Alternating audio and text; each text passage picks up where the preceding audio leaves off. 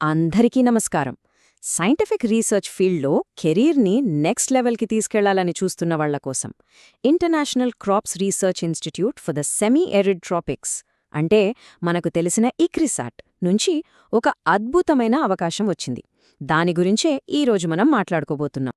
ముఖ్యంగా తెలంగాణ కేంద్రంగా పనిచేస్తున్న ఈ ప్రతిష్టాత్మక సంస్థలో సీనియర్ సైంటిఫిక్ ఆఫీసర్ రోల్ కోసం ఈ నోటిఫికేషన్ ఇచ్చారు.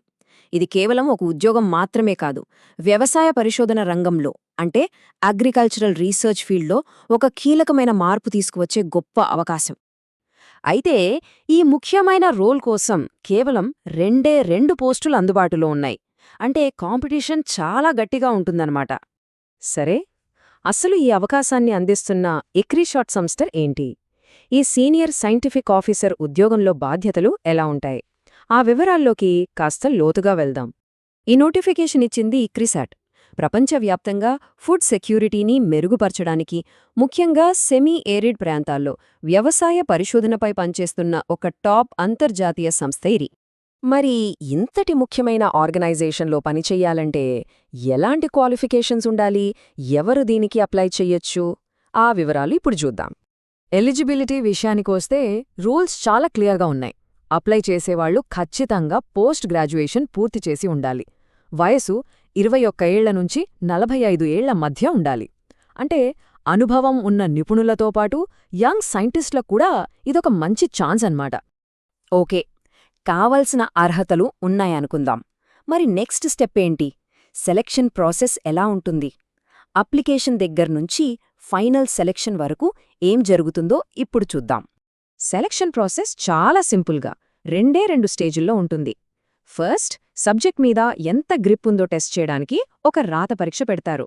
అందులో క్వాలిఫై అయిన వాళ్లకు వాళ్ల స్కిల్స్, ఎక్స్పీరియన్స్ని బట్టి ఒక పర్సనల్ ఇంటర్వ్యూ ఉంటుంది. అప్లికేషన్ ప్రాసెస్ మొత్తం ఆన్లైన్లోనే ఉంటుంది. దీనికి ఇక్రిసాట్ అఫీషియల్ వెబ్సైట్కి వెళ్ళాలి.